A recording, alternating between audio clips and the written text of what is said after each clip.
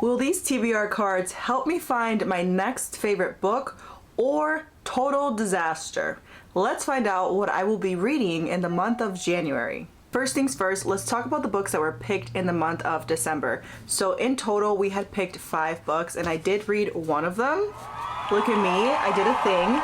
And that was 2 wrongs make a right. This book was marinating on my shelves for over a year, and I actually had a really fun time reading it. In this story, we follow Jamie and B. So Jamie and B are actually pushed to be together by Jamie's roommate and B's twin sister, because B's twin sister is dating Jamie's best friend. When Jamie and B first meet, every single drink that she is holding when she walks up to this man ends up on his shirt. He changes his outfit like 3 times within the first 4 chapters because she will just not stop spilling things on top of him, and he just gets extremely frustrated with her. So once the friends realize that, okay, maybe they will not go on a date if they find out that we're trying to hook them up. So Jamie's roommate takes his phone, puts a phone number on there and says, text this person, you're gonna go on a secret date with them in a week. Same thing happens to B. Her sister takes her phone, puts a phone number on her phone and says, text this person, get to know them, you're gonna go on a secret date with them in a week. They're just meddling in their life. Jamie and B go along with it, not knowing that they're texting each other until they show up to the date. And once they show up to the date, they see his roommate and her sister hiding at a nearby store, acting like they're not spying on their date, and they come up with this plan to try to fake date to get everybody off their backs. And that whole journey is extremely hilarious. What I loved most about this story is that B is actually autistic. So we soon learned that the little quirks that would frustrate anybody, like why are you doing all these things, are because she is autistic and she can't help it. Like she won't eat vegetables because they have a specific texture to them. And then Jamie ends up cooking so many different soups to help her find the soup that she could eat that won't mess with her disability. I absolutely love these characters. I just love how Jamie was very understanding towards B and B towards Jamie as well, because he had a few little quirks that he thought would make him unlovable, and she was like, I'm still going to love you. I actually really love this book, and I have book 2, which actually follows B's sister and one of their really good friends, so I will be jumping right into that. I really don't know why I waited so long to read these books, but they're absolutely phenomenal. When it comes to the other 4 books, I'm gonna be very honest with you, I did not open them, I did not even look at them, I forgot about them. That is a me problem. But I feel like reading 1 out of 5 was doable. I read a lot of books in the month of December. A lot of them were for book clubs or buddy reads or ARCs or for PR agencies, or authors sent them to me. So I was very busy in the month of December, and just being able to read one of the books that I wanted to read makes me feel really good. Also, I did get these cards from Etsy. I will make sure to tag the information below in the comments, but they're like this emerald green color, and then they have gold foiling. The prompts are on one side, and then the other side have this really cute icon. I really love the quality of these cards. They're very thick, and when you look at it on the sides, they have that nice and golden foiling. They're stunning. I am so happy that I did buy these. I was gonna make some myself, but when I saw these on Etsy, it was a no-brainer that I had to order them instead. So if you want these, I will go ahead and tag them below. This is not sponsored at all. I just love Etsy shopping. So when I find a really good quality item on there, I just like to tell other people about them. Okay, so our first card, we'll pick it right from the middle. I'll show you guys first. I didn't realize until I was editing this video that anytime I showed you guys the card, it never focused. So please bear with me. I look so excited and happy to be showing you guys the cards first, only to find out it never focused. I don't know why I keep doing this, but you know, the show must go on. So just laugh along with me. Okay, that's all we can really do. What does it say? Read the book you are least excited about. Bruh. Did I jinx myself? Okay, 2 books that I'm least excited to read, and it's only because they've been sitting on my shelf for a very long time and I have no motivation to read them, is going to be Light Lark and The Stardust Thief. And to decide between them, let me go ahead and look up the tropes. So for Light Lark, we are looking at a love triangle, dystopian society, forbidden romance, the mysterious villain, and the naive protagonist arc. I don't know about that last trope there, to be very honest with you. That's one of my least favorites. Now, the tropes for the Stardust Thief, on the other hand, are going to be anti-hero / morally gray protagonist, forbidden magic, political intrigue, chosen one twist, mysterious past, and the thief and the prince dynamic. Hold up, what? The thief and the prince dynamic? I think I am sold just on that trope alone. So in the Stardust Thief, we have Louis Lee. I think that's how we pronounce her name. And she is a criminal who sells illegal magic. One day she ends up saving the life of the prince. And when she saves the life of the prince, she actually ends up getting the attention of his father, the king. And he makes her go on a quest to find him a magical lamp. So she goes on this quest with the prince to find the magical lamp for his father. This sounds freaking phenomenal. I don't know why it has been marinating on my shelves for so long. This is going to be our first pick for the month of January. Our second book pick is going to be read a book that's the first in a series. I'm really excited for this pick. Let me go see what I've got. I know one. I literally just bought it. I went ahead and grabbed Pestilence and Kingdom of the Wicked. So for Kingdom of the Wicked, the tropes we have is enemies to lovers, a slow burn, dark magic, murder mystery, prophecy, and richly drawn characters. Then on the other hand, for Pestilence, we have the Four Horsemen, captivity, and sacrifice. I'm gonna guess that this also has a little bit of enemies to lovers in there because it follows Sarah and Pestilence. So Pestilence is one of the Four Horsemen, and Sarah tries to shoot him down to kill him. However, after she shoots him, she realizes that he can't be killed, and he ends up taking her prisoner. Sounds like enemies to lovers to me. I'm gonna be very honest with you, they both sound fantastic. They both sound like a really good time. I have tried reading Pestilence 2 other times before, and I've only made it past chapter 1 before I soft DNF'd it. Oh no, I made it to chapter 5. Look, I've done some damage to this book, like less than 1%, maybe 0.5%.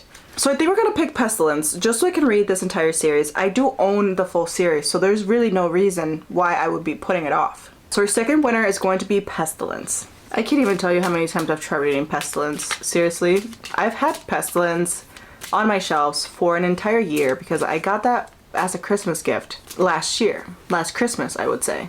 What does it say? Read a popular book. Girl, that's every book I own. What book do I own that is not popular? We should sort there. So the 2 books that I grabbed is The Stars Are Dying and Ruthless Vows. So let me look up more details about them so we can decide between the 2. In the back of Ruthless Vows, it says, I would love to see your words catch fire with mine. Sir, would their love end the war or break the world? Ma'am, I'm getting sidetracked here. Ruthless Vows is a young adult romantasy that features the tropes of war, danger, the struggle to balance love and loyalty, amnesia, and a slow burn. And on the other hand, The Stars Are Dying have the tropes of amnesia again. Okay, we have a bit of a war between these 2 books. Dark and mysterious love interest, a dystopian world, forbidden romance, and a power struggle against a tyrant. The Stars Are Dying is giving me that same feeling that When the Moon Hatched did, because we have a female lead that has a hidden past. It also sounds like she's the one struggling with amnesia. So this has a lot of things that I did like for When the Moon Hatched. So I'm actually going to pick The Stars Are Dying for our third prompt. I have a lot of romantasy books here. Maybe we should like switch it up and pick a book that is not a romantasy. I don't know. Just a thought. What does our card say? Read a 5-star prediction. How are you gonna do that to me? How? Oh my god. I don't like to jinx myself. Anytime I say a book is gonna be 5-star, it isn't. I am not good at these prediction things. Oh lord. I'm nervous just to pick something. Let's check my little TBR card. Stalking Jack the Ripper and Metal Slinger. Both of these were recently added to my collection, but they're both giving dark romantasy vibes. We have Stalking Jack the Ripper and Metal Slinger. I've heard such good things about Metal Slinger, so this one's definitely one that I feel like it's going to be a 5-star read. And Stalking Jack the Ripper, the title alone makes me feel like it's gonna take me on a really cool journey. Stalking Jack the Ripper just reminds me of, oh my god, this is the same author that wrote Kingdom of the Wicked. Yes, it was. You see that? What are the odds? Does she write young adult fantasy? Is this a young adult? Is Kingdom of the Wicked a young adult? Who lied to me? I didn't know that was a young adult book. I mean, I'm still gonna read it, but that has not been recommended to me as a young adult book. That's interesting. Huh. Ooh. So the back of this book literally says he murdered women in cold blood. He terrorized an entire city. He haunted those of us who hunted him down. But despite all these horrors, in the end, I could not deny it. I was the girl who loved stalking the Ripper. Let me look at the tropes for these. I don't know, right now it's looking like stalking Jack the Ripper, just that back part right there. So the tropes that we're looking at for Metal Slinger are going to be a romantasy with a slow burn, enemies to lovers, full of banter, tension, and twists and turns. I do know this is the first one in the series and the rest of the series hasn't been written yet, so I feel like we're going to be in agony waiting for the next one. Now, on the other hand, let's talk tropes for stalking Jack the Ripper. For this one, the tropes are going to be young adult, murder mystery, Victorian era setting, mysterious killer, forbidden romance, unveiling the truths. Yeah, I'm still leaning towards stalking Jack the Ripper. Even though I know this is a young adult, I don't have anything against reading young adult books, especially when it comes to fantasy books, because I feel like it gives you a chance to really be able to focus on the world and the world building and not as much on the romance, because the romance kind of takes a back seat. And in some romantasies, sometimes the romance like drives the entire book. So I will definitely be reading The Metal Slinger, hopefully in January, but we're going to prioritize stalking Jack the Ripper. This is going to be our last pick. I'm so sad, the video's almost over.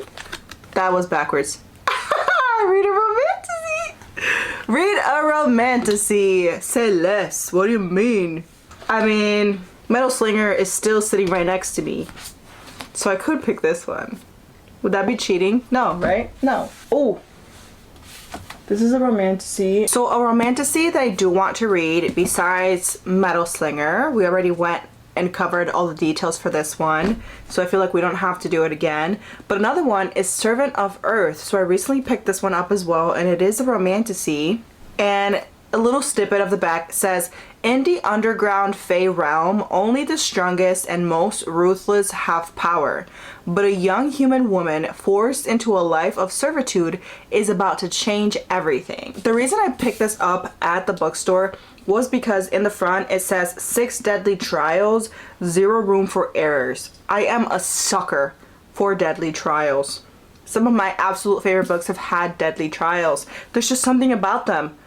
I don't know, it just gets me every single time. So the tropes for this book are going to be captivity, revenge, emotional bonds, magical underground world, and found family, as well as a broody love interest. Yeah, our next pick is going to be Servant of Earth. So there you have it, our 5 picks for the month of January. We're going to be starting January with a bang. We're going to start it with romantasy.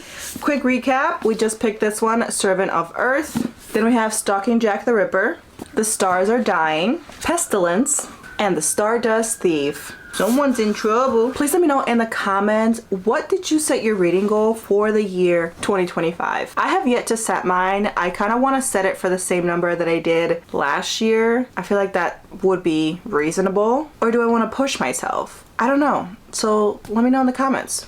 Thank you so much for watching and supporting my channel. Make sure to hit that like and subscribe button so you can be notified the next time that I post a video. And I hope that 2025 brings you wealth in abundance.